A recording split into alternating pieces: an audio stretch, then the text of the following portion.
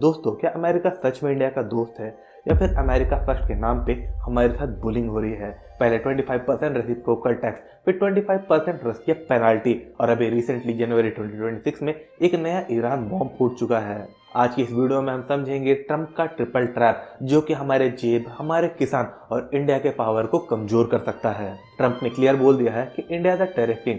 As you know, Prime Minister Modi is a friend of mine, but we don't buy from them. You know why? Because the tariff is so high. They have one of the highest tariffs in the world. मतलब हम उनके product पर tax लगाते हैं तो वो भी हमें छोड़ेंगे नहीं। और अगस्त 2025 के बाद उन्होंने हमारे मोस्ट इंडियन एक्सपोर्ट्स पे 25% का टैक्स लगा दिया। सोचिए, हमारे सूरत और त्रिपुर के टेक्सटाइल एक्सपोर्टर्स और हमारे ज्वेलरी बनाने वाले कारीगर, अब उनका माल अमेरिका में महंगा बिकेगा। ये सिर्फ कंपनी का लॉस नहीं, बल्कि इंडिया के लाखों एमएसएमई जॉब का सवाल है। अगर अमेरिका का मार्केट बंद हुआ तो हमारे फैक्ट्री के वर्कर सड़क पे आ जाएंगे। लेकिन बात यहाँ तक नहीं रुकती। ट्रंप बोलते हैं कि अगर हमने रशिया से सस्ता तेल खरीदा तो हमारे प्रोडक्ट पे एक्स्ट्रा 25% के टैक्स लगेंगे। मतलब साफ है, रशिया का साथ छोड़ो, लेकिन अगर हम रशिया से सस्ता तेल नहीं खरीदते हैं तो इंडिया में पेट्रोल के प्राइस 150 से 200 रुपए प्रति लीटर हो जाएंगे।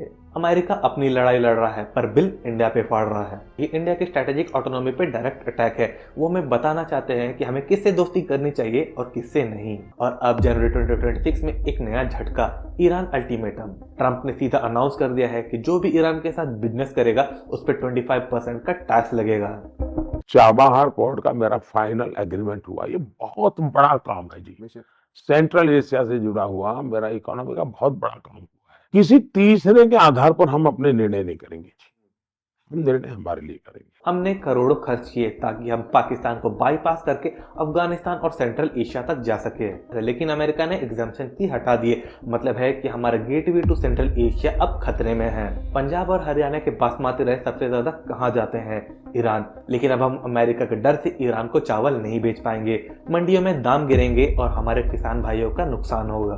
तो हिसाब लगाया जाए, 25% रेसिप्रोकल, 25% रशिया पेनाल्टी और अब 25% का ईरान टैक्स भी लग सकता है। अभी अगर इंडिया नहीं झुका तो इंडिया के प्रोडक्ट्स पे 75% के टैक्स लग सकते हैं।